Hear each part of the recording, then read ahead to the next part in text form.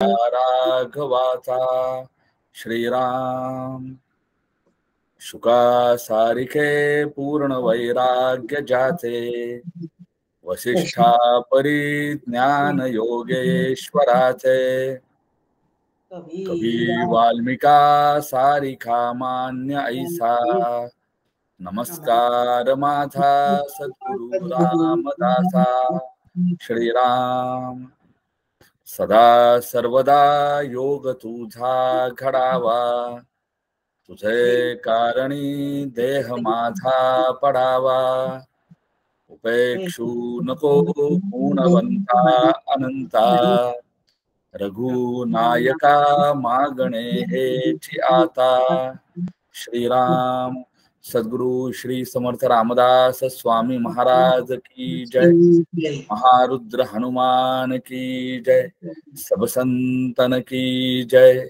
जय जय रघुवीर समर्थ। परमार्थ विज्ञान अभ्यास वर्गाच्या आजच्या सत्रामध्ये मी सर्वांचं स्वागत करतो। या ग्रंथातील शेवटच्या प्रकरणाचा आपला अभ्यास चालू आहे आणि आज आपण या प्रकरणातील शेवटचे घटक अभ्यासून आज आपला अभ्यास पूर्ण होणार आहे। गेले काही सत्रांपासून आपल्या सर्वांच्या परिचयाच्या आचार्य आदरणीय गुरुवर्या जयश्रीताई सांगवीकर आपल्याला मार्गदर्शन करीत आहेत।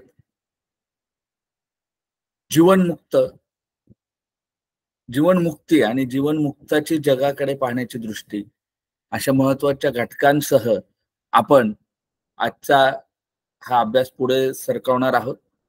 अधिक वेळ न घेता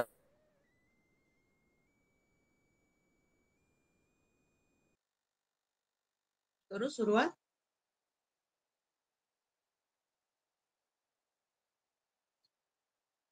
जय जय रघुवीर समर्थ। ऐकू येतोय ना आवाज? हो ताई, येतोय आवाज। हा,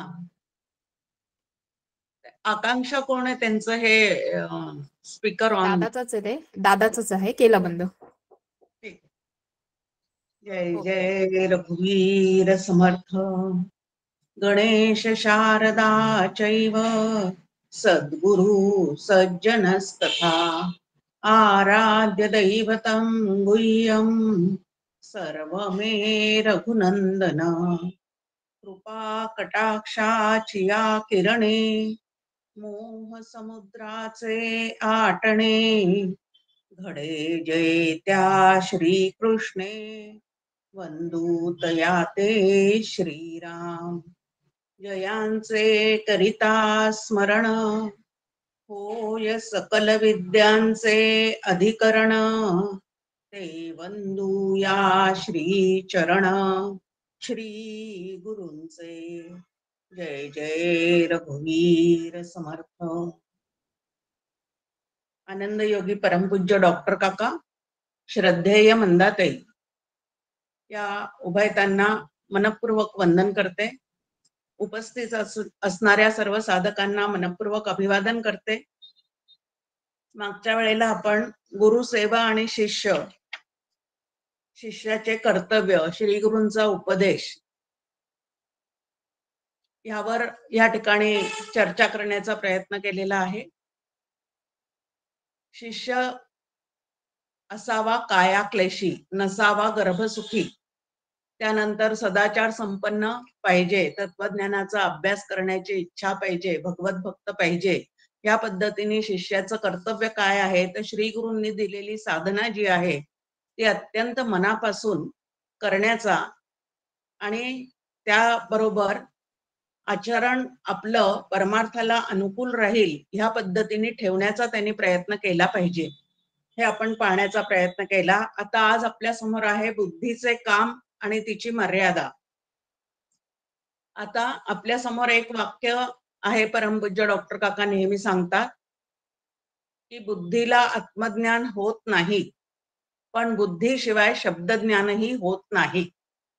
तर ह्याच्यावरून आपल्याला त्या बुद्धीची मर्यादा लक्षात येते की यथार्थ शब्दज्ञान करून घेण्यासाठी बुद्धीची निश्चितच आवश्यकता आहे, पण कुठल्या बुद्धीला आत्मज्ञान होऊ शकतं, तर जी गुरुकृपान्वित आहे, जी अत्यंत शुद्ध स्वच्छ झालेली आहे, जिच्यावर सत्वगुण जो आहे, जिच्यामध्ये सत्वगुणाची वृद्धी झालेली आहे, अशी जी बुद्धी आहे ती आत्मज्ञानाचा बोध त्या साधकाला करून देऊ शकते.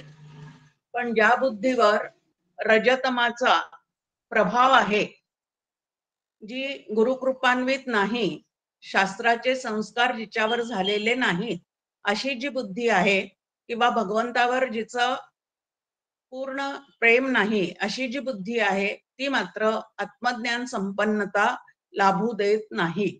आणि म्हणून आपल्या बुद्धीवर ती सूक्ष्म करण्यासाठी आपल्याला काही प्रयत्न करावे लागतात.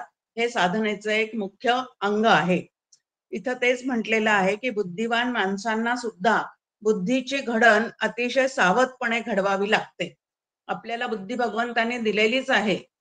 बुद्धिवीण माणूसकाचे, बुद्धी देणे भगवंताचे, असं समर्थांची एक ओवी आपल्या समोर आहे की नरदेहात आलेल्या जीवात्म्याला बुद्धी ही मिळालेलीच आहे. फक्त त्या बुद्धीला वळण कसं लावायचं, शुद्ध कसं करायचं आणि तिचा विनियोग कसा करायचा, हे मात्र आपल्याला जाणत्या पुरुषांकडनं समजून घ्यावं लागतं. बुद्धी देणे भगवंताचे, असं समर्थांचं सांगणं असल्यामुळे आपल्याला ती नक्कीच प्राप्त झालेली आहे. फक्त आता ती सुसंस्कारित करण्याचं जे काम आहे ते आपल्याला त्यासाठी करायचं आहे. आपल्या समोर नाथ भागवतातली पण एक ओवी आहे की या संसारू तरावया, सद्बुद्धी पाहिजे गा राया, इतर अनेक उपाया रिगमू नाही, असं यदू अवधूत संवादामध्ये यदुराजांना अवधूत सांगतात की सद्बुद्धीचा विकास झाल्याशिवाय शांती, तृप्ती, समाधान हे सगळं अंतःकरणाला लाभणं हा आत्मज्ञानाचा परिणाम असतो. आणि बाकी सगळं प्राप्त करून घेतलेलं आहे बुद्धीच्या जोरावर, पण अंतःकरणामध्ये जर शांती, तृप्ती, समाधान नसेल तर ततः किम असा प्रश्न आपल्याला आद्य शंकराचार्य सुद्धा विचारतात. पण अद्वैत कुसरी विरळा जाणे, असं आपल्या समोर आहे की अद्वैताचं ज्ञान करून घेण्यासाठी जी बुद्धी पाहिजे ती शुद्ध, स्वच्छ, पवित्र, ह्याच्या सोबतच अत्यंत सूक्ष्म आत्मतत्वाचा विचार करणारी अशी ती बुद्धी पाहिजे. आता ही जी बुद्धी आहे तिचं विकसित करण्याचं काम कसं करायचं, तर आपल्या समोर मनाचे श्लोक ठेवलेले आहेत, सद्ग्रंथ संतांनी लिहून ठेवलेले आहेत. त्याचा अभ्यास करता करता बुद्धिमांद्य असं जे काय आपल्याला एक रोग जडल्यासारखं झालेलं असतं की परमार्थातल्या काही संकल्पना कळतच नाही, तर ते घालवण्यासाठी वारंवार वारंवार अभ्यास करत राहणे हाच एक त्याच्यावरचा उपाय आहे. आणि तोही संत संगतीमध्ये अद्वैत प्रचुर ग्रंथाचा सातत्याने अभ्यास केल्याशिवाय सूक्ष्माला गवसणी घालणारी बुद्धी आपल्या आतमध्ये तयार होऊ शकत नाही. आणि म्हणून ही साधना जी आहे ती साधकाने अत्यंत मनापासून केली पाहिजे. आता आत्मज्ञान होण्यासाठी इथं आपल्या समोर आहे की शास्त्र अभ्यास पाहिजे, त्यानंतर सद्गुरूंचं मार्गदर्शन पाहिजे. आणि सद्गुरूंचं मार्गदर्शन आणि जो शास्त्राचा अभ्यास केलेला आहे त्याच्याद्वारे एकांतात प्रत्यक्ष बसून एकाग्र चित्ताने त्या आत्मतत्वासंबंधीचा विचार करण्याची साधकाला अत्यंत गरज असते. आता हे मला जमेल की नाही असा एक प्रश्न आपल्या मनामध्ये उपस्थित होतो. पण न कळे ते कळो येईल उगले, एका विठ्ठल नामाचेनी, असा संत आपल्याला या ठिकाणी काय देतात, तर भरवसा देतात, आश्वासन देतात की शुद्ध आणि स्वच्छ झालेल्या पवित्र बुद्धीला आत्मतत्वाविषयी काही कळणार नाही असं अजिबात होत नाही. फक्त संतांच्या संगतीमध्ये मात्र त्यांनी सतत राहण्याचा प्रयत्न केला पाहिजे. एकनाथ महाराजांच्या चरित्रामधला अनुभव आपल्या समोर आहे की गावबा नावाचा एक साधक त्यांच्याकडे, त्याला फारसं काही शास्त्राचं ज्ञान वगैरे काहीही कळत नव्हतं. तो त्यांच्या प्रवचनाला, कीर्तनालाही फारसा बसत नव्हता, पण सतत त्यांच्या सहवासामध्ये मात्र राहण्याचा प्रयत्न करत होता. आणि असं करता करता त्या संत सहवासाचा परिणाम आणि कळत नकळत त्यांचे कानावर पडलेले विचार ह्याद्वारे त्यांनी नाथ महाराजांनी अर्धवट लिहिलेलं भावार्थ रामायण सुद्धा नंतर त्यांनी पूर्ण केलेलं आहे. फक्त नाथ महाराजांनी सांगितलं की हे राहिलेलं आता गावबा पूर्ण करेल आणि त्या पद्धतीने त्यांनी ते पूर्ण केलेलं आहे. हा संत संगतीचा खूप मोठा फायदा आहे आणि मनापासून संतांवर आणि त्यांच्या वागण्यावर, त्यांनी लिहिलेल्या ग्रंथावर जर आपण मनापासून प्रेम करत राहिलो तर असा बुद्धीचा विकास करण्याचं सामर्थ्य तुमच्या आमच्या जवळ नक्की येऊ शकतं. या तिन्हीमुळे हळूहळू आत्मज्ञान उदयास येते असं या ठिकाणी सांगितलेलं आहे. नित्य नियमाने थोडा तरी अभ्यास जो आहे, म्हणजे त्याला स्वाध्याय यज्ञ असं आपल्या समोर भगवद्गीतेत सांगितलेलं आहे की साधकांनी थोडा तरी स्वाध्याय यज्ञ नित्य करण्याचा प्रयत्न केला पाहिजे. आणि असा नित्य तो प्रयत्न केल्यामुळे हळूहळू बुद्धीतले जे कुयोग आहेत ते त्या ठिकाणी झडून जातात आणि बुद्धीला सुयोग प्राप्त करण्याची जी संधी आहे ती या नरदेहात आलेल्या जीवाला नक्की मिळते. समर्थ आपल्याला म्हणतात, रामकथा ब्रह्मांड भेदून पैलाड न्यावी, एवढी शक्ती तुमच्या आमच्या जवळ आहे. तर नाथ महाराज आपल्याला सांगतात की मनुष्य देही चैनी ज्ञाने सच्चिदानंद पदवी घेणे, एवढा अधिकार नारायणे कृपावलोकने दिदला असे. की जन्मजातच हा अधिकार जो आहे तो तुमच्या आमच्या बुद्धीला भगवंतानी देऊन ठेवलेला आहे आणि म्हणून ती बुद्धी विकसित करण्याचा प्रयत्न तुम्ही आम्ही केला पाहिजे. आता पुढे म्हटलेलं आहे की काही जणांना असं वाटतं की प्रत्यक्ष गुरु करण्याची काय गरज आहे, तर ग्रंथ हेच गुरु आहे. तर एका मर्यादेपर्यंत हे नक्की बरोबर आहे. जोपर्यंत आपल्याला सद्गुरूंची प्राप्ती झाली नाही तोपर्यंत ग्रंथ हेच गुरु मानून आपण त्या पद्धतीने प्रवास, पारमार्थिक प्रवास करण्याचा प्रयत्न केला पाहिजे. पण आपण पाहतो की ग्रंथ हे मराठी भाषेमध्ये जरी लिहिलेले असले तरी सुद्धा जी एक शास्त्रीय भाषा किंवा पारमार्थिक भाषा आहे तिचे पूर्ण जाण आल्याशिवाय त्या ग्रंथाला मला नेमकं काय सांगायचं आहे, म्हणजे ग्रंथाच्या माध्यमातून ग्रंथ लिहिणाऱ्या संताला मला नेमकं काय सांगायचं आहे ते तुमच्या आमच्या लक्षात येऊ शकत नाही. म्हणून संतांनी लिहून ठेवलेले ग्रंथ सुद्धा हयातीत असणाऱ्या एखाद्या संतांकडनं व्यवस्थित समजून घेतल्याशिवाय आमची पुढची प्रगती होऊ शकत नाही. म्हणून पारमार्थिक संकल्पना ज्या आहेत त्या तुम्ही आम्ही सगळ्या काय केल्या पाहिजे, तर स्पष्ट आणि स्वच्छ करून घेतल्या पाहिजे. तर आपला पारमार्थिक प्रवास जो आहे तो आपला पुढे जाऊ शकतो. मग आता संतांच्या चरणी बसल्यानंतर आपल्याला काय काय प्राप्त होतं, तर परी संता सवे बसता योगज्ञानी पैसता गुरु चरण उपासिता वैराग्येसी. की संत आणि श्री गुरु यांच्या सहवासात ज्या वेळेला आपण ग्रंथांचा अभ्यास करतो त्यावेळेला आत्मज्ञानासाठीची जी पूर्व तयारी, ज्याला साधन चतुष्टय संपन्नता असं म्हणतात, विवेक, वैराग्य, मुमुक्षत्व आणि समाधी षटक या 4 गोष्टींना मिळून साधन चतुष्टय संपन्नता असं म्हणतात. आणि ज्याला आत्मज्ञान करून घ्यायचं आहे तो साधक साधन चतुष्टय संपन्न असला पाहिजे असं परमार्थिक दृष्ट्या आपल्या समोर मांडणी असते. विवेक, वैराग्य हे संतांच्या सहवासामध्ये उदयाला येऊ शकतात. म्हणून संत संघाचा अत्यंत महिमा सगळ्या ग्रंथामध्ये सुद्धा आपल्या समोर मांडून ठेवलेला आहे आणि ते मनावर घेऊन आपण सातत्याने त्याचा अभ्यास केला पाहिजे. त्यानंतर ग्रंथांचा अभ्यासाबरोबर सत्कर्माची कास सुद्धा कधीही सोडता उपयोगाचं नाही. येण्याची सत्कर्मे अशेषही अज्ञान विरमे असं ज्ञानेश्वर माऊलींचं आपल्याला सांगणं आहे की जयांचे अहम विश्रामे आत्मरूपी.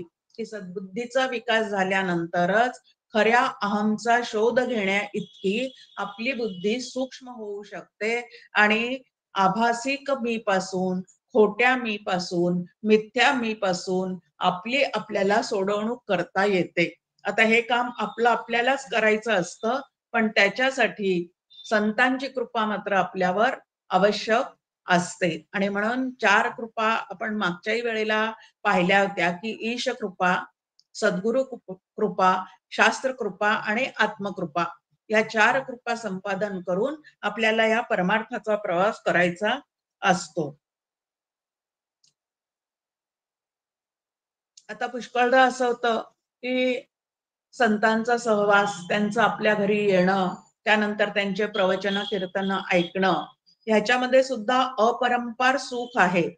पण हे सुख सुद्धा आत्मसुखाच्या पुढे फारच अलीकडचं आहे. म्हणून तेवढ्यावरच रमून न बसता आपल्याला अजून पुढे जाण्याचा प्रयत्न जो आहे तो करण्याचा प्रयत्न आपण केला पाहिजे.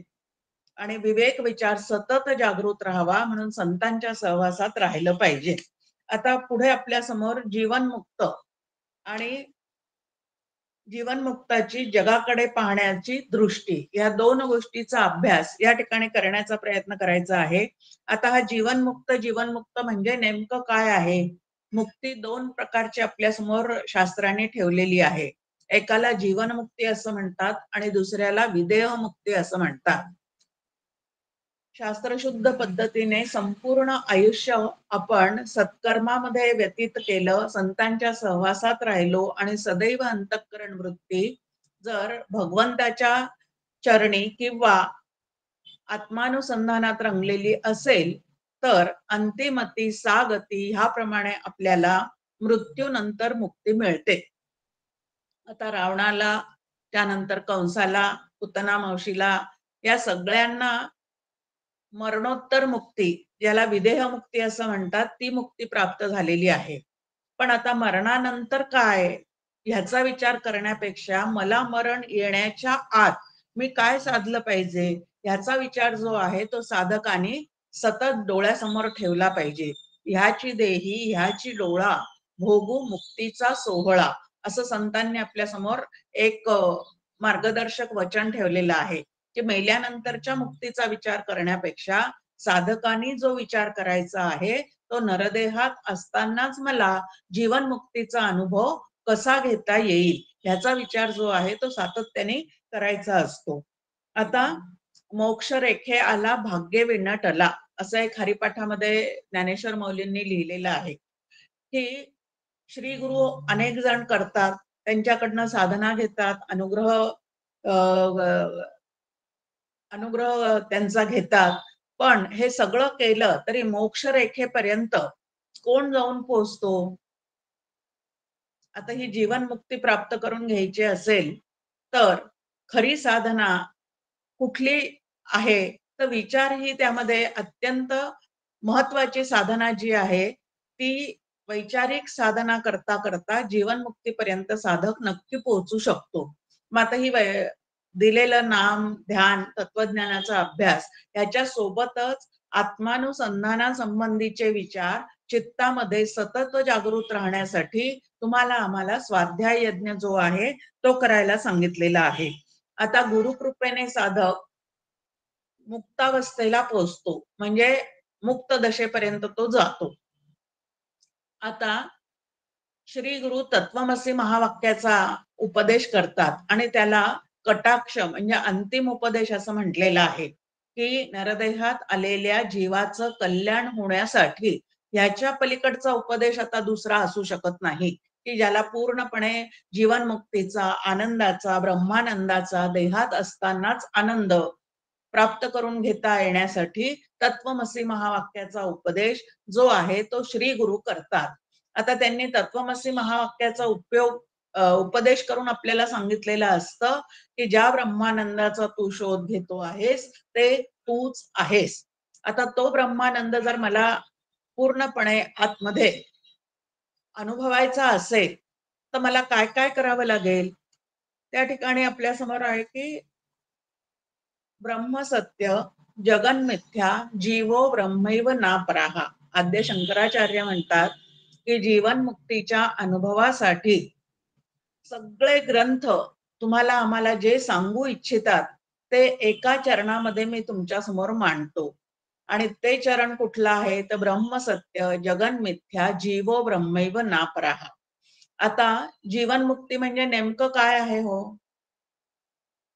ज्याच्या बुद्धीला निश्चयात्मक असा मी ब्रह्म आहे म्हणजे अहम ब्रह्मास्मी असा बोध झालेला आहे, ज्याला जगन मिथ्यात्वाचा निश्चय आतमध्ये पूर्णपणे पटलेला आहे आणि आपल्या हातून भव्य दिव्य कर्म परमेश्वर कृपेने होत चाललेले दिसत असले तरी त्याचं कर्तृत्व किंवा भोक्तृत्वाचा भोग ज्याच्या चित्ताला लेप लागत नाही तो जीवनमुक्त असतो. देहात असतानाच देह तादात्म्य ज्याचं गेलेलं आहे, जगात वावरत असतानाच जगत सत्यत्व बुद्धी ज्याची गेलेली आहे आणि जगन मिथ्यत्व निश्चय ज्याचा झालेला आहे आणि कर्म करत असताना सुद्धा मी निमित्त मात्र आहे, जीव रूपाने मी निमित्त मात्र आहे आणि आत्मरूपाने मी पूर्णपणे अकर्ता आहे. किंवा भगवद्गीतेचा दुसऱ्या अध्यायाचा जर छान आपण अभ्यास केलेला असेल आचरणशील, तर एक प्रकृती जगदाकारू दुसरा मुख्य परमेश्वरू, की चैतन्य रूपाने तो परमेश्वर आतमध्ये आहे आणि त्या चैतन्याच्या सत्तेवर जीवात्म्याची प्रकृती तिच्या प्रारब्धाप्रमाणे काय करत असते, तर सर्व हालचाली करत असते. हे ज्याला पूर्णपणे देहात असतानाच कळलेलं आहे त्याला जीवनमुक्त असं म्हणतात. आता हा जीवनमुक्त म्हणजे प्रत्यक्षात काही कसा ओळखायचा असतो, एक खूप मोठा प्रश्न असतो. की या जीवनमुक्ताची ओळख ही बाहेरच्या वागण्यावरून होऊ शकते का? तर जीवनमुक्तांचे 3-4 प्रकार आपल्या समोर शास्त्राने ठेवलेले आहे. एक आहे नष्ट मानस. आता नष्ट मानस म्हणजे साधना करून करून त्यांनी त्यांचं मन जे आहे ते मन पूर्णपणे त्यांनी नष्ट केलेलं असतं आणि म्हणून ते कशाप्रमाणे वागत असतात, तर अवलियाप्रमाणे त्यांचं वागणं असतं. आता असे ते स्वतःच्या आत्मानंदामध्ये पूर्णपणे रममाण झालेले असतात, पण प्रत्यक्षात बोध करण्यासाठी मात्र त्यांची चित्तवृत्ती किंवा अंतःकरण जे आहे ते मात्र त्या ठिकाणी कार्यरत होऊ शकत नाही. त्यांना आपण अवलिया ह्या पद्धतीने म्हणतो. मग आता असे जे जीवनमुक्त आहेत, जे नष्ट मानस म्हणजे ज्यांचं मन पूर्णतः त्या ठिकाणी भगवंताच्या ठिकाणी समर्पित झालेलं आहे आणि कुठलाही व्यवहार करण्यासाठी मात्र असं सुसूत्रपणे ते मन कार्यरत राहू शकत नाही. असे जे संत आहेत त्यांच्या दर्शनाने सुद्धा आम्हाला पुण्याचा लाभ नक्कीच होतो. पण आत्मज्ञान जर प्राप्त करून घ्यायचं असेल तर आम्हाला असे नष्ट मानस असणारे संत जे आहेत ते उपदेश करू शकत नाही. त्यानंतर बहुमानस नावाचं दुसरं जीवनमुक्ताची एक आपल्या समोर या ठिकाणी काय ठेवलेली आहे, तर कॅटेगरी ठेवलेली आहे. आता हे बहुमानस म्हणजे नेमकं काय आहे, तर बहुमानस म्हणजे आत्मज्ञान प्राप्ती पण ज्यांना झालेली आहे.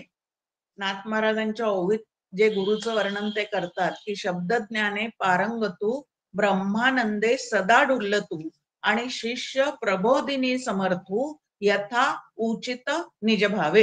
ह्या पद्धतीने की स्वतः त्यांचं मन नष्ट झालेलं नाही, पण मन बाधित करण्याची मात्र त्यांना खूप छान कला साध्य झालेली आहे आणि त्यानंतर ते व्यवहार सुद्धा अत्यंत सामान्य माणसासारखाच व्यवस्थित करताना त्या ठिकाणी दिसत असतात.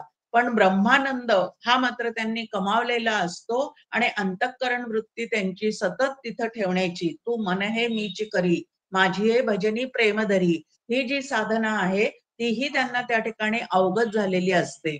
त्यानंतर त्यांना जो ब्रह्मानंद प्राप्त झालेला असतो तो ब्रह्मानंद तसाचा तसा समोर आलेल्या शिष्याच्या हृदयामध्ये रुजवण्याचं म्हणजे प्रबोधन करण्याचं जे कार्य आहे तेही त्यांना उत्कृष्टपणे जमतं. त्यांना बहुमानस असं म्हटलेलं आहे की त्यांची प्रबोध शक्ती दांडगी असते आणि त्या प्रबोध शक्तीच्या जोरावर अनेकांचे मनातले चुकीचे विचार घालवून त्या ठिकाणी शास्त्रशुद्ध विचार भरण्याची जी कला आहे ती त्यांच्या वाणीमध्ये त्यांच्या आचरणामध्ये पूर्णपणे उतरलेली असते. आणि असे जे आहेत ते श्री गुरु पदावर आरूढ होऊन अनेक साधकांना तरतेन बुडवून नेदावे ह्याप्रमाणे सतत कार्यरत असतात. आपल्याला प्राप्त झालेला आनंद, आपल्याला प्राप्त झालेलं ज्ञान जसंच्या तसं समोरच्या व्यक्तीला देण्याची पूर्णपणे त्यांना ती शक्ती भगवत कृपेने प्राप्त झालेली असते. आणि असे जे श्री गुरु पदावर आरूढ झालेले जीवनमुक्त असतात, त्यांचा तुम्हाला आम्हाला शास्त्र अभ्यासासाठी पूर्णपणे काय होतो, तो उपयोग होतो. त्यांना जरी या शास्त्राच्या अभ्यासाची आता गरज राहिलेली नसली तरी समोर येणाऱ्याच्या ये हृदयीचे ते हृदयी घातले असं करण्यासाठी म्हणून तो त्यांनी जो शास्त्राभ्यास केलेला आहे तो जसाचा तसा समोरच्याला पटेपर्यंत सांगत राहण्याचं एक मोठं ईश्वरीय कार्य जे आहे ते अशा जीवनमुक्तांकडनं घडत असतं. आणि म्हणून असे जे आहेत ते तुम्हाला आम्हाला काय आहेत, तर अत्यंत परमार्थ क्षेत्रामध्ये पूर्णपणे पुढे नेणारे असतात. आता हे जीवनमुक्त आहे, त्यांच्या आचरणाविषयी काही असे बंधन आहेत का? आता जो स्वतःला मनुष्य समजतो आहे, जो स्वतःला एखाद्या जातीचा वर्णाचा समजतो आहे, जो स्वतःला कुठल्या तरी नातेसंबंधामध्ये आपण आहोत असं समजतो आहे, त्याच्यासाठी कर्तव्य आहे, त्याच्यासाठी विधी निषेध आहे. पण जे आत्मरूप झालेले आहेत त्यांच्यासाठी मात्र आता विधी निषेधाचं अजिबात काम शिल्लक राहिलेलं नसतं. म्हणजे हे करावं ते करू नये ह्या पद्धतीचं बंधन त्यांच्या ठिकाणी अजिबात राहिलेलं नसतं. पण म्हणून ते मोकाट पद्धतीने जीवन जगतात का? तर अजिबात नाही. मार्गाधारे वर्तावे, विश्व हे मोहरे लावावे, अलौकिक न होवावे लोकांप्रती, किंवा धर्माच्या करिता आम्हास जगती रामाने धाडी येले, ह्या पद्धतीने ते स्वतःला सतत या भगवत कार्यामध्ये रत ठेवण्याचा प्रयत्न करतात. आपल्या समोर आहे समर्थांचं कल्याणकारी रामराया प्रार्थना. दास म्हणे आम्ही केले पावलो, की आमचं सगळं करून झालेलं आहे, तुझ्यापर्यंत आम्ही येऊन पोहोचलेले आहोत, तुझ्याशी जे ऐक्य साधायचं होतं तेही आमचं साधून झालेलं आहे. पण तरी सुद्धा कल्याणकरी रामराया ही एक जे संतांच्या अंतःकरणातली कळकळ असते, की इतर जीव सुद्धा आपल्यासारखेच आनंदरूप असून सुद्धा सतत मी सुखी आहे किंवा मी दुःखी आहे ह्या पद्धतीने या ठिकाणी दुःख भोगताना दिसतात. तेव्हा संतांचा सहज असणारा कृपाळू स्वभाव जो आहे तो त्या ठिकाणी काय होतो, तर स्नेहाळू कृपाळू जनी दास पाळू असा त्यांचा स्वभाव असल्यामुळे इतर लोकांना मार्गदर्शन करण्यासाठी ते सदैव तत्पर असतात. आपण यथेष्ट जेवणे उरले ते अन्न वाटणे, ह्याप्रमाणे आपण ते पूर्ण फुलफिल झालेले असतात. पारमार्थिक दृष्ट्या पूर्ण फुलफिल झालेले असतात. पण तरी मागून येणाऱ्या साधकांना सुद्धा आपण ह्या पद्धतीची मदत नक्की केली पाहिजे हे लक्षात ठेवून त्याला ईश्वरीय कार्य असं समजून शेवटच्या श्वासापर्यंत ते काम करण्याचा हे जीवनमुक्त जे आहेत ते काय करत असतात, तर प्रयत्न करत असतात. आता जीवनमुक्त जरी झाला तरी जोपर्यंत शेष प्रारब्धाने त्याचा देह त्या ह्या जगतामध्ये असतो तोपर्यंत त्या देहाच्या अन्न वस्त्र निवाऱ्याचं सुद्धा काम करताना ते तुम्हाला आम्हाला दिसत असतात. त्यांचंही कुटुंब असतं. कितीतरी संत जे आहेत ते गृहस्थाश्रमातूनच पूर्णपणे आत्मज्ञानापर्यंत पोहोचलेले आहेत.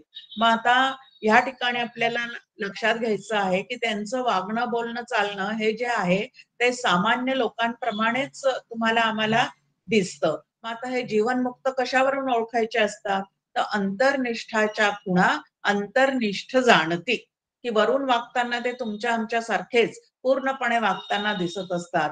परंतु आतून जी विचारसरणी आहे ती त्यांची आणि आमची मात्र अत्यंत भिन्न असतात.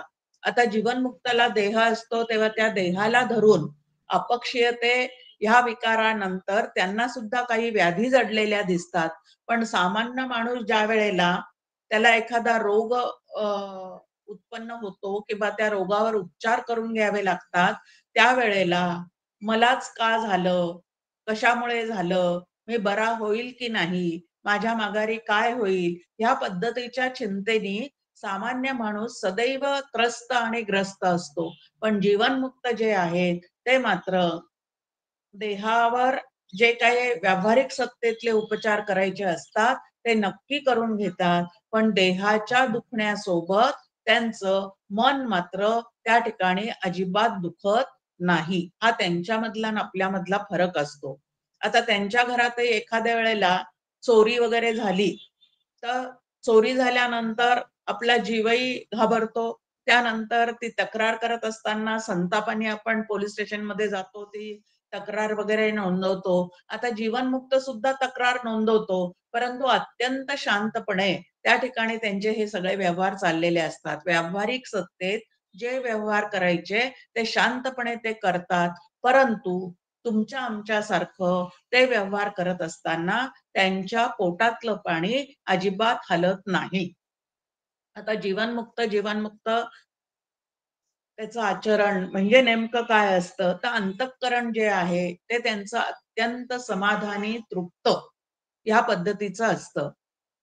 एक नामदेव महाराजांच्या वर्णन करणारा एक अभंग आहे आणि त्या अभंगात म्हटलेलं आहे, की संतांची जेव्हा पूर्ण कृपा होते, तेव्हा त्या शिष्याला पूर्ण ब्रह्मज्ञान होतं आणि पूर्ण ब्रह्मज्ञान झाल्यानंतरचा त्याचा व्यवहार कसा असतो, तर त्या ठिकाणी प्रपंचातल्या गोष्टी काही कमी असतील, जास्ती असतील, प्रारब्धाने येतील, प्रारब्धाने जातील, पण तरी सुद्धा त्याचं अंतःकरण वृत्ती मात्र अत्यंत शांत असते.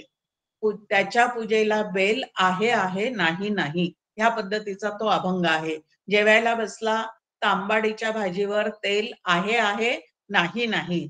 असलं म्हणून हुरळून जात नाही आणि नसलं म्हणून तो रुसून फुगून बसत नाही. इतकं अंतःकरण जे आहे ते त्या ह्याच्यामध्ये त्याचं शांत झालेलं असतं. माळीये जेऊ ते नेले, तव ते निवांतची ठेले. या पद्धतीने त्याचं सगळं जीवन जे आहे ते ईश्वर ठेवील तसं, ईश्वराला मान्य असेल तसं आणि जे काही उर्वरित कर्म घडतील ते सुद्धा ईश्वरी कृपेकडून ह्या देहाच्या माध्यमातून चाललेले आहेत. आत्मरूप मीचा त्याच्याशी मात्र काहीही संबंध नाही. हे लक्षात ठेवून त्यांचा सगळा काय चाललेला असतो, तर हा व्यवहार चाललेला असतो. त्यानंतर ह्या जीवनमुक्ताला जी समाधी प्राप्त झालेली असते, आता आपण मगाशीच म्हणलं की काही अवलिया स्वरूपाच्या असतात, ते तासनतास ध्यान लावून समाधी सुखाचा अनुभवामध्ये रममाण होतात. पण हे सगळ्या संतांनी जी समाधी प्राप्त करून घेतलेली आहे त्याला बाद समाधी असं म्हणतात. समाधीचे अनेक प्रकार आपल्या समोर शास्त्राने ठेवलेले असतात. आज त्याचा उहापोह या ठिकाणी आपल्याला फारसा करायचा नाही, पण बाद समाधी म्हणजे काय ते मात्र आपल्याला नक्की समजून घ्यायचं आहे, की दृश्य जगतातले व्यवहार प्रारब्ध असेपर्यंत तुम्हाला आम्हाला आत्मज्ञान प्राप्त झालं तरी करावेच लागतात. मग आता हे व्यवहार करत असताना सातत्याने अंतःकरणाला जाणवणाऱ्या प्रत्येक गोष्टीचा बाद करत करत ते आपलं जीवन व्यतीत करत असतात. मग सुखाचे काही प्रसंग येतील, दुःखाचे काही प्रसंग येतील, पण सुखदुःखाची कामजसी बाधा ह्या पद्धतीचा विचार त्या ठिकाणी पूर्ण झालेला असतो आणि सुखदुःख भोगतो तो जीवात्मा आहे आणि त्या जीवात्म्याचं जे अधिष्ठान आहे ते परमात्मा आहे, चैतन्य आहे किंवा साक्षी चैतन्य असणारा जो आत्मा आहे तो मी आहे असं त्यांना पूर्णपणे त्या ठिकाणी जाणीव असते. म्हणून व्यवहारासारखे होत जातात, पण व्यवहारातून जे सुखदुःखाचे भोग त्यांच्या समोर येतात ते भोग त्यांच्या समोर आले तरी सुखे संतोषानं यावे, दुःखे विषादान भजावे, लाभा लाभ न आणावे मना माझी. ह्या पद्धतीने त्यांची जीवनशैली जी आहे ती ह्या पद्धतीची असते. डॉक्टर काकांचंच एक उदाहरण आहे, की काका उत्तर काशीला प्रवचनासाठी म्हणून गेलेले होते आणि त्यावेळेला डॉक्टर काकांच्या घरी चोरी झाली. आता आम्ही सुद्धा त्यावेळेला त्यांच्या सोबत होतो. त्या चोरीची बातमी ज्या वेळेला त्यांच्यापर्यंत पोहोचली त्याही वेळेला चेहऱ्यावरची यत्किंचितही चलबिचल त्यांच्या चेहऱ्यावर दिसलेली नाही.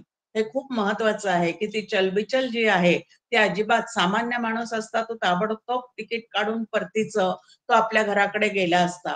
पण डॉक्टर काकांनी फोनवर ज्या काही सूचना द्यायच्या त्या त्या ठिकाणी दिलेल्या आहे आणि बाकीचं सगळं काही गेलं तरी चालेल.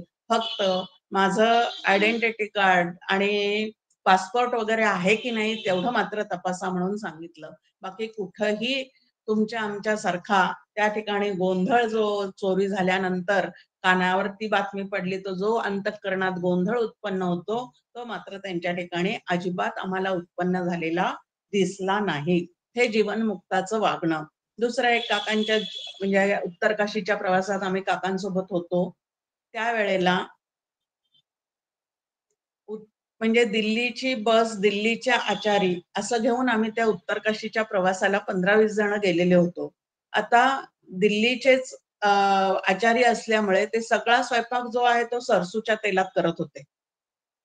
आपलं काय चाललेलं आहे, जीवनमुक्ताचं वागणं कसं असतं ते पाहणं चाललेलं आहे.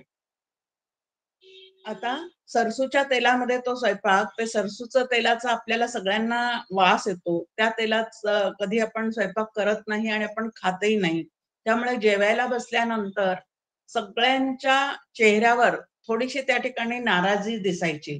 फक्त डॉक्टर काका मात्र अत्यंत प्रसन्नतेने तेही त्या ठिकाणी जेवायला बसलेले असताना शांतपणे ते अन्न ग्रहण करायचे. शेवटी न राहून मी एक दिवस डॉक्टर काकांना विचारलं, की सगळ्यांच्या चेहऱ्यावर थोडं तरी या ठिकाणी नाराजी दिसते जेवताना.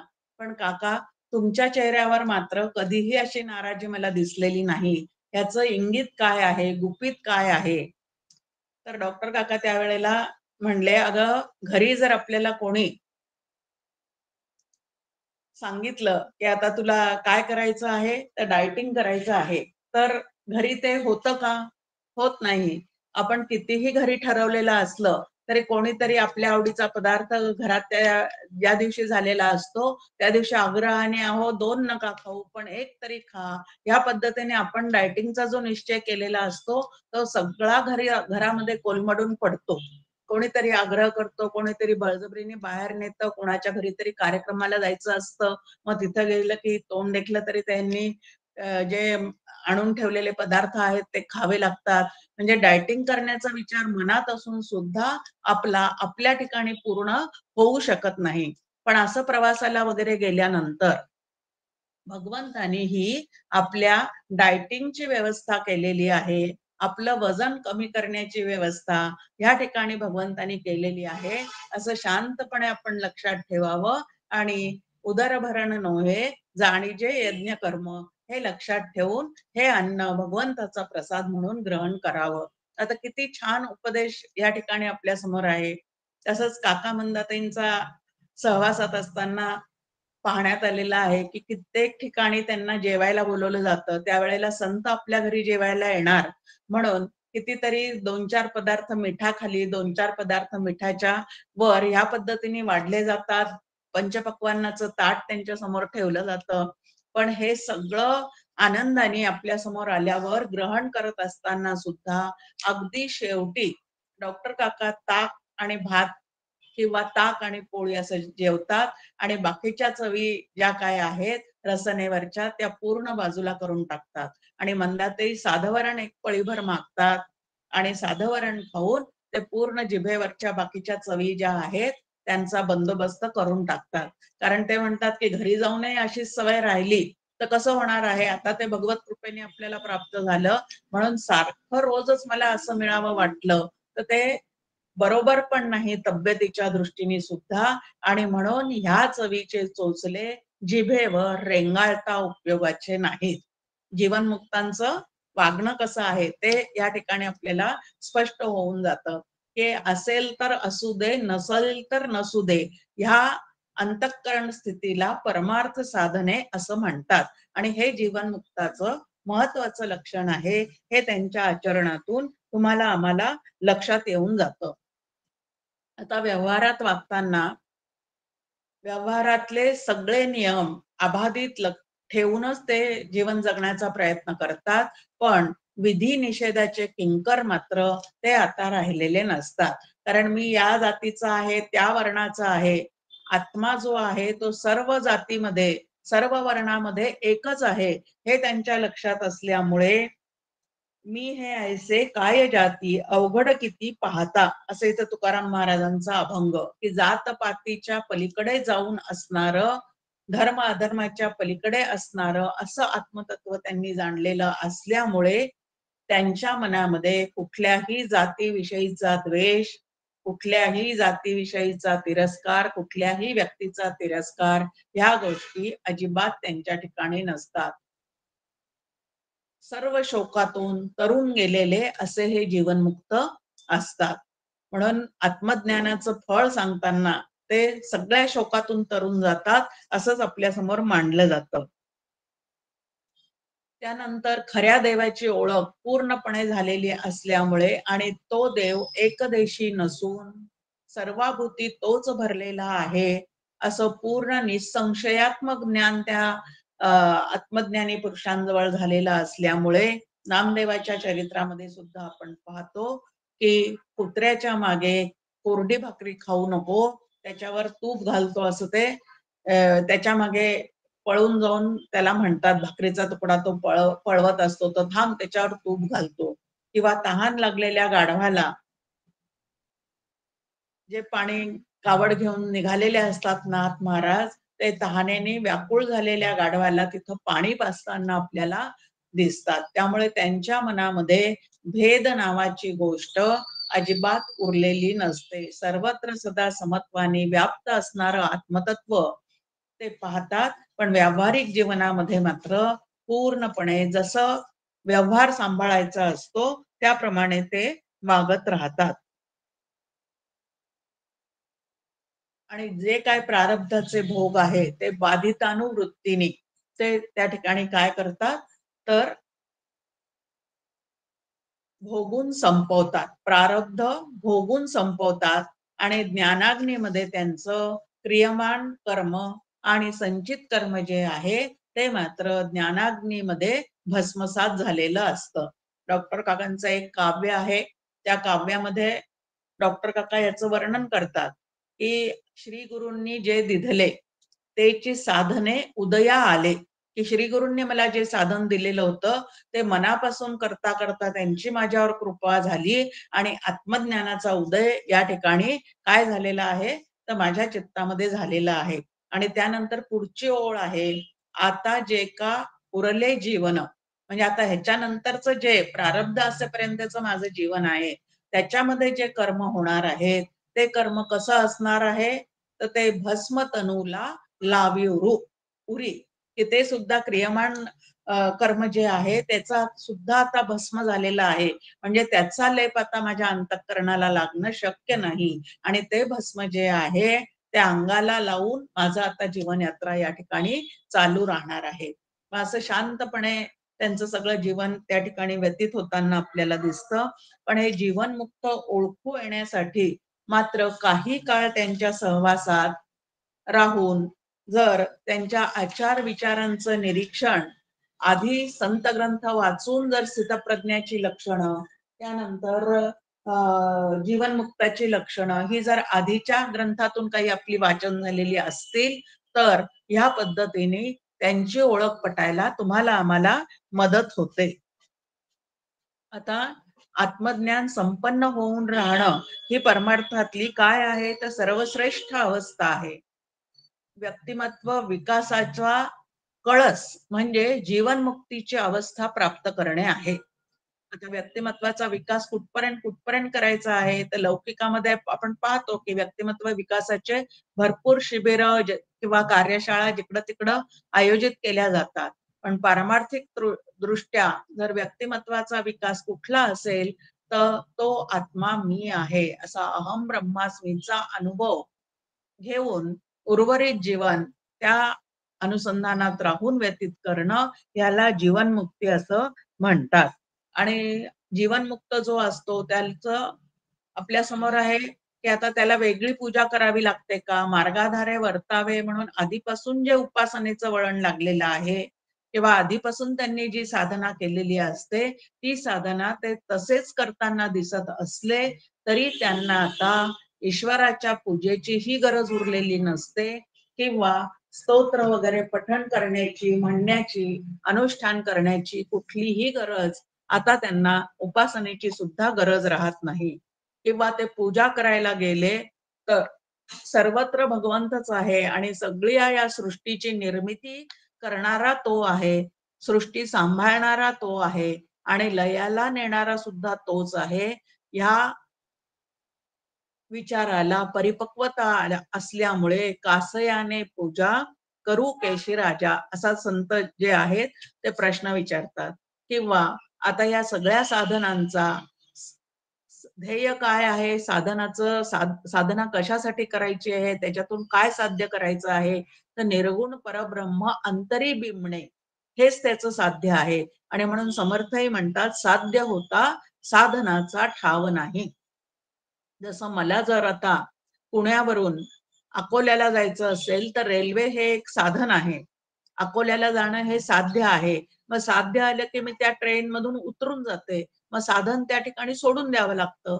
तसं साध्य होता साधनाचा ठाव नाही. सगळ्या साधना आपल्याला कुणीकडे घेऊन जाणाऱ्या असल्या पाहिजेत, तर निर्गुण ब्रह्म अंतरी बिंबण्याकडेच घेऊन जाणाऱ्या असल्या पाहिजेत.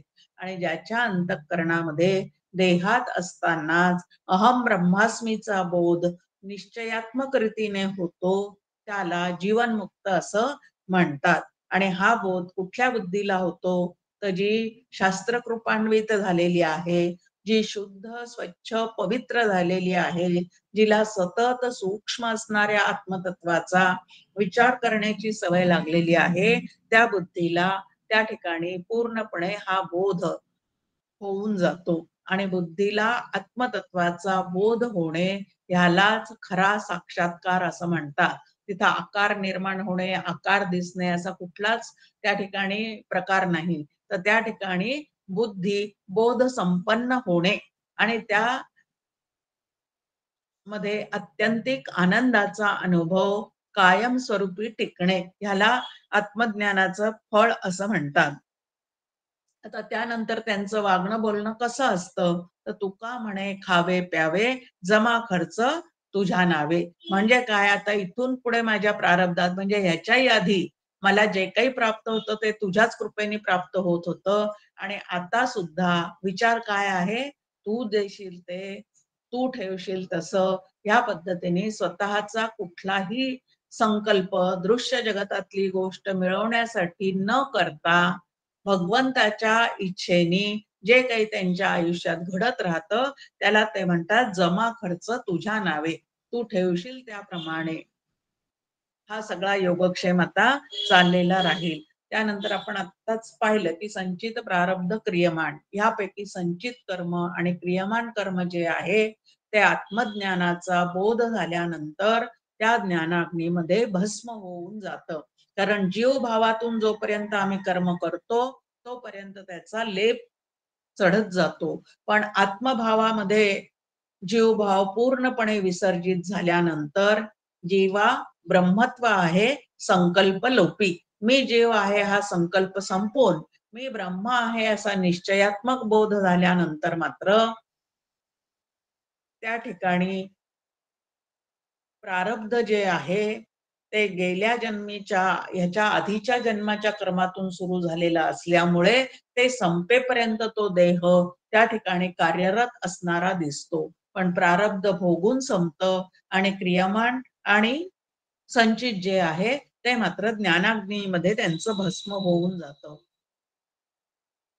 असं सगुणाचा आधार घेत घेत निर्गुणापर्यंत पोहोचून त्या निर्गुणाच्या अखंड अनुसंधानामध्ये जे जीवन जगणारे असतात त्यांना जीवनमुक्त असं म्हणतात. आता या जीवनमुक्तांची जगाकडे पाहण्याची दृष्टी कशी असते, तर आपण पाहिलं की द्वंद्वातून सुटलेले असतात. आता मुख्य द्वंद्व कुठला आहे, सुख आणि दुःख हे मुख्य द्वंद्व आहे. आपला मान झाला, आपला लाभ झाला आणि आपल्याला जय मिळाला तर आपल्याला सुख होत असतं. आपल्या मनासारखं घडत राहिलं तर अनुकूल संवेदनेने तुम्हाला आम्हाला सुखाची प्राप्ती होते. आणि जर आपली हानी झाली, पराजय झाला आणि अपयश प्राप्त झालं तर आपल्याला नेहमी काय होतं, अपमान झाला तर दुःख होतं. पण संत जे आहेत ते या द्वंद्वाच्या तडाख्यातून पूर्णपणे सुटलेले असतात. म्हणजे असे प्रसंग प्रारब्ध असेपर्यंत जीवन जगताना त्यांच्या आयुष्यात जरी प्रारब्धाने आणून ठेवलेले असले तरी सुद्धा आपल्यासारखं ते त्या सुखदुःखामध्ये काय होत नाही, वाहवत जात नाही. तरंगाचं लाटेत रूपांतर कधीही होऊ देत नाही. तर तिथल्या तिथं ते सगळं सोडून देतात आणि अंतःकरण सहजच क्षमाशील वृत्तीचं त्यांचं झालेलं असल्यामुळे अशा लोकांकडे सुद्धा क्षमाशील वृत्तीने ते पाहत असतात.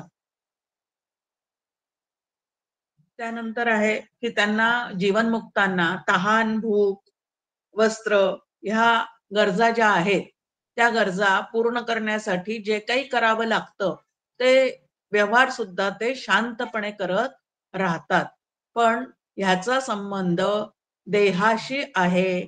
आत्मरूप मीला काही खायला लागत नाही, काही प्यायला लागत नाही. पण आत्म्याच्या सत्तेवर अध्यस्त असणाऱ्या ह्या शरीराला खायला प्यायला घालावं लागणार आहे हे लक्षात ठेवून तो व्यवहार सुद्धा ते व्यवस्थित करत राहतात. त्यानंतर आपल्यासारखंच त्यांना देहात्मबुद्धी जरी गेलेली असली तरी देहाचे विकार जे आहेत ते विकार त्यांच्या अंतःकरणाला नक्की जाणवत राहतात. पण त्या विकारासोबत अंतःकरणात खळबळ मात्र त्यांच्या आपल्यासारखी त्या ठिकाणी काय होत नाही, तर खळबळ माजत नाही. ते शांतपणे देहाचे विकार देहाठायी आणि आत्मा आत्म्याचे ठायी पाहण्याची सवय जी आहे ती त्यांनी विकसित केलेली असते. त्यामुळे आपल्या देहाकडे, देहाच्या रोगांकडे, त्यानंतर होणाऱ्या मान अपमानाकडे, प्रारब्धाप्रमाणे येणाऱ्या त्या प्रसंगाकडे सुद्धा ते बाधितानुवृत्तीने पाहत असतात.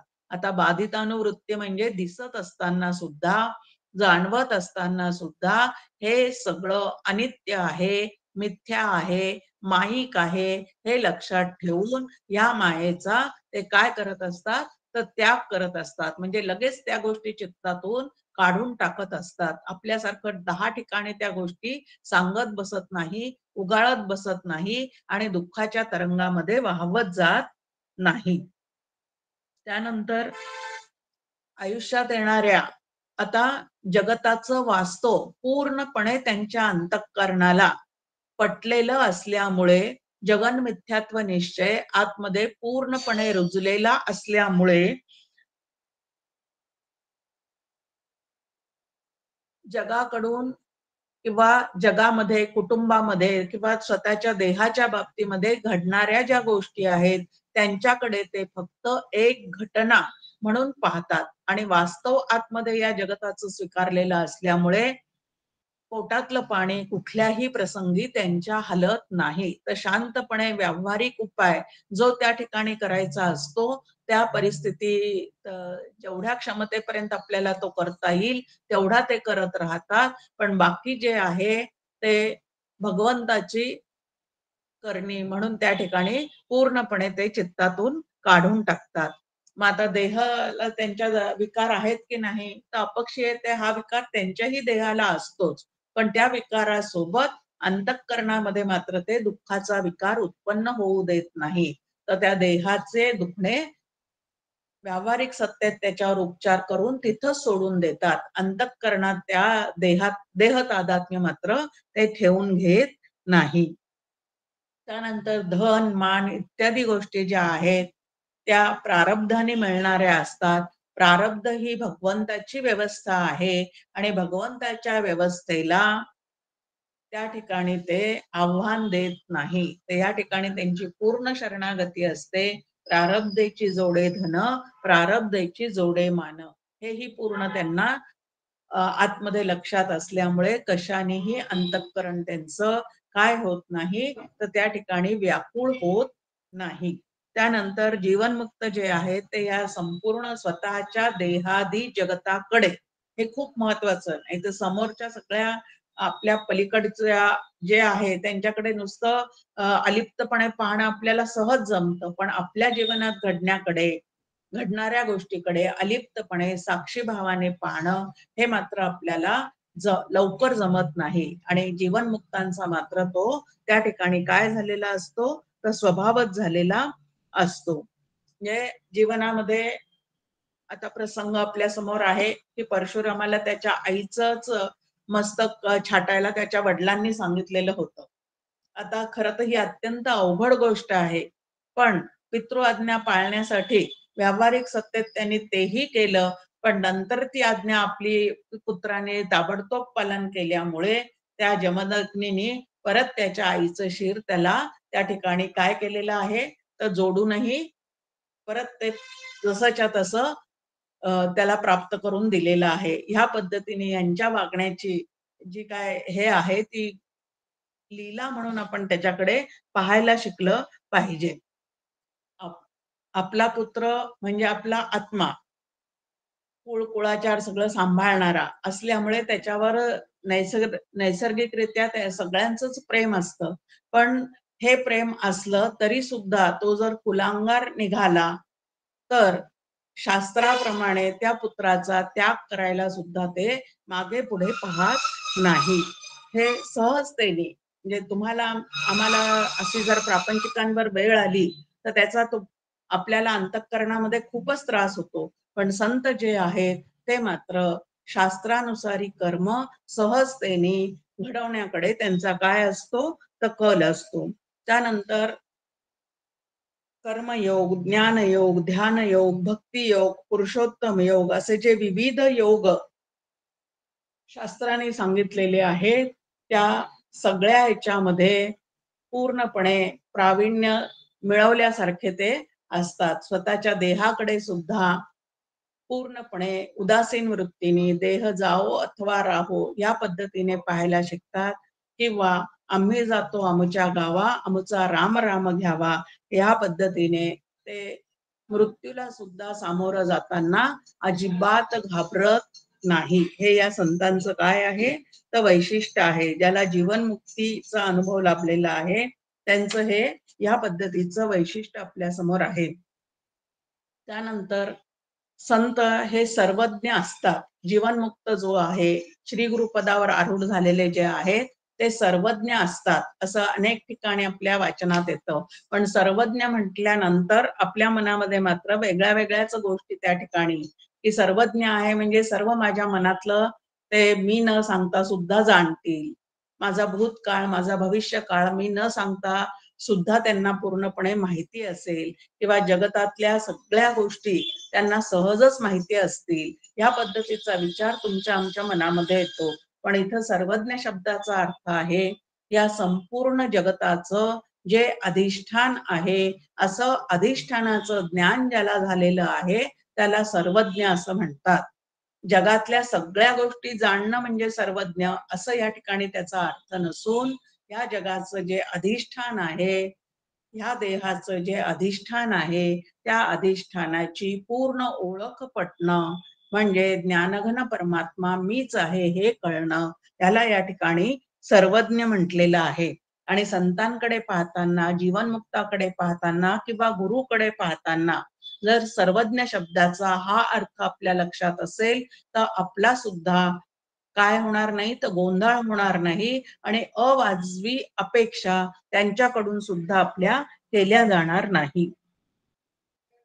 आता देहात असताना तर मुक्तीचा आनंद हे लुटतातच, पण त्यांचा देह पडल्यानंतर सुद्धा जीवनमुक्ती, विदेहमुक्ती जी आहे ती त्यांना सहजच प्राप्त झालेली असते. कारण देहात असताना जे ब्रह्मरूप झालेले आहे ते देह पातानंतर सुद्धा नक्कीच ब्रह्मरूपच झालेले असतात. आणि असा जो जीवनमुक्त आहे त्याचं समर्थांनी केलेलं वर्णन आहे की एक तर या जीवनमुक्ताचं कसं असतं, तर अंतरी गेलिया अमृत बाह्य काया लखलखित, की असा तत्वज्ञानाचा रस पूर्ण अंगोपांगी त्यांच्या मुरला असल्यामुळे शांती, तृप्ती, समाधान, आनंद, निरपेक्ष प्रेम इत्यादी गोष्टी त्यांच्या स्वभावामध्ये सहजच त्याच्यातून प्रकट होताना तुम्हाला आम्हाला दिसतात. सर्वाभूती प्रेम हे एक भगवत कृपेने त्यांना त्या ठिकाणी लाभलेलं असतं. आणि असा जो देहात असतानाच मुक्त झालेला आहे, मग तो दक्षिणायनात गेला काय किंवा उत्तरायणात गेला काय, ह्या व्याधीने गेला काय त्या व्याधीने गेला काय, त्याच्या मुक्तीला मात्र कुठलाही काय नसतो त्या ठिकाणी, तर छेद गेलेला नसतो. त्यानंतर त्याच्या देहाचं मृत्यूनंतर व्यवस्थित त्याच्यावर अग्निसंस्कार झाला किंवा कुत्र्या लांडग्या यांनी तो खाऊन टाकला तरी सुद्धा त्यांच्या मुक्तीला त्याचा बाध येत नाही. ज्या चैतन्याशी ते एकरूप झालेले असतात ते चैतन्य वास्तविक पाहता बंध आणि मुक्तीच्या पलीकडचं आहे. आणि असं त्या चैतन्याशी ते एकरूप झालेले असल्यामुळे बंध मुक्त या दोन्हीच्याही पलीकडे ते गेलेले असतात. आणि खरा परमार्थ कुठला आहे, असं निर्गुण परब्रह्म ज्याच्या ठिकाणी किंचितही द्वैत नाही. आता दोन प्रकारचे द्वैत आपल्या समोर शास्त्राने ठेवलेले असतात. एक शास्त्रीय द्वैत आणि दुसरं अशास्त्रीय द्वैत.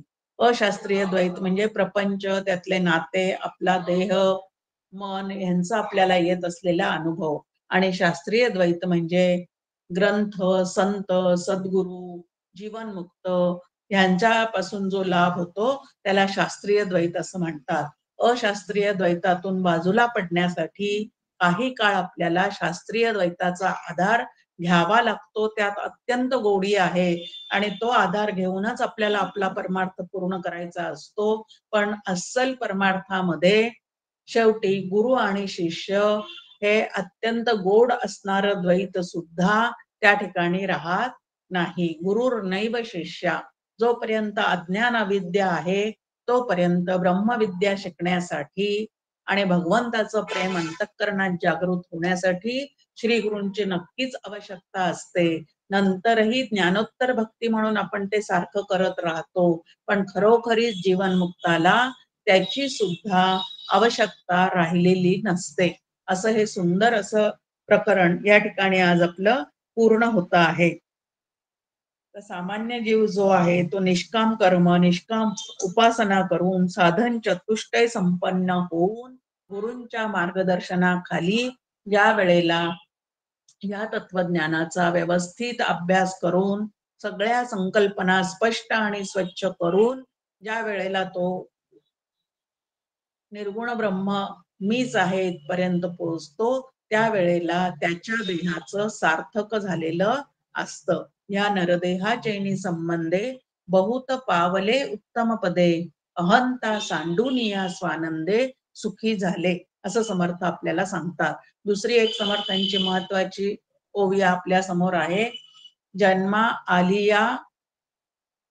आलियाचे फळ काही करावे सफळ, न करिता निर्फळ भूमी भार होय. की जन्माला नरदेहात जन्म प्राप्त झाल्यानंतरच सगळ्यात मोठं फळ कुठलं आहे तर निर्गुण परब्रह्म अंतरी बिंबणे.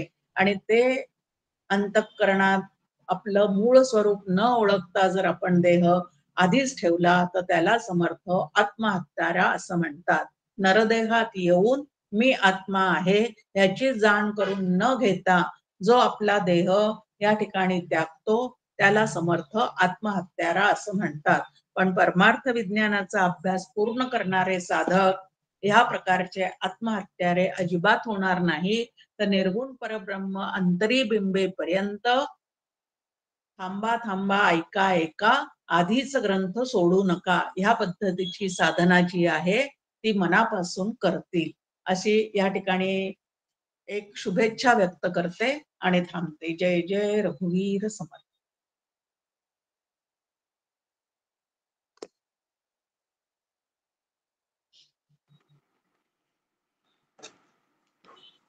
खूपच सुंदर. जीवन मुक्ताचं लक्षण, जीवनमुक्ताचं वागणं कसं असतं, जीवनमुक्ताचे जगाकडे बघण्याची दृष्टी कशी असते, हे अतिशय समर्पक अशा उदाहरणांनी जयश्रीताईंनी आपल्याला समजावून सांगितलेलं आहे. संतांचं वागणं, त्यांचं आचरण ही आपल्यासारख्या साधकांची साधना असते असं मी ऐकलं होतं मागे, जयश्री त्यांच्याच प्रवचनात ऐकलं होतं. आणि खरोखर अशा छोट्या छोट्या प्रसंगातनं आपल्याला नेमकं कसं वागावं आणि एक आदर्श साधक कसं बनावं आणि जीवनमुक्तीच्या दृष्टीने जीवनमुक्त होण्याच्या दिशेने कसं आपण अग्रेसर राहावं हेच आपल्याला हे सगळे संत शिकवत असतात. आदरणीय परमपूज्य श्री गुरु डॉक्टर काकांच्या तर जीवनातले असे अनेक असंख्य प्रसंग आपल्याला पाहायला मिळतात की ज्यातून ते आपल्याला सदैव याची जाणीव करून देत असतात की नेमका तू कोण आहेस, काय करत आहेस, लक्षात आहे ना. आणि आत्महिताच्या दृष्टीने आपल्याला जागरूक ठेवण्याचा ते प्रयत्न करतात. खूपच सुंदर. आणि पारमार्थिक उन्नती करून घेण्याचा उद्देश ज्याच्या डोक्यात आहे अशा साधकाला गाईड ठरू शकेल अशा या ग्रंथाचा अभ्यास आपला आज पूर्ण होत आहे. परमार्थ विज्ञान या ग्रंथाचं द्वितीय आवर्तन आपण आज पूर्ण केलेलं आहे आणि श्री गुरूंच्या आज्ञेनुसार आपण लवकरच पुढच्या दीड महिन्यात साधारण पंचदशी या शास्त्र ग्रंथाचा अभ्यास सुरू करणार आहोत. सर्व साधकांना विनंती आहे की त्यांनी या वर्गामध्ये देखील पुढील वर्गामध्ये देखील सहभागी व्हावं. आजचं जे सुंदर विवेचन झालेलं आहे यावर आधारित कोणाला काही प्रश्न विचारायचे असतील तर अवश्य विचारू शकता. आपल्याकडे प्रश्नोत्तरासाठी थोडा वेळ आहे. जर कोणाला प्रश्न विचारायचा असेल तर त्यांनी स्वतःला अनम्यूट करावं, प्रश्न विचारावा आणि परत म्यूट करावा, म्हणजे आचार्यांचा आवाज आपल्याला व्यवस्थित ऐकायला येईल.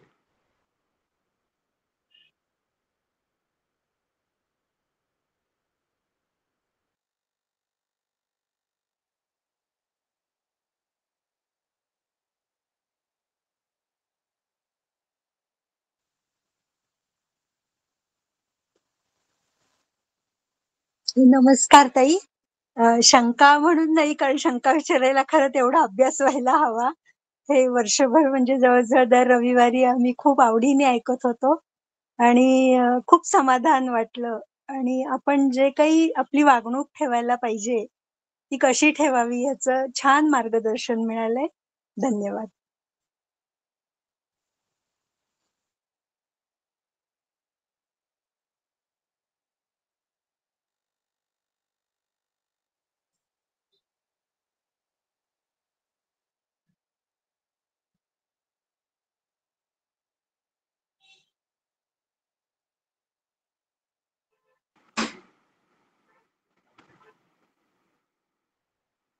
पुढील काही कालावधीसाठी आपले सगळे व्हॉट्सअप समूह हे सर्वांसाठी खुले असतील.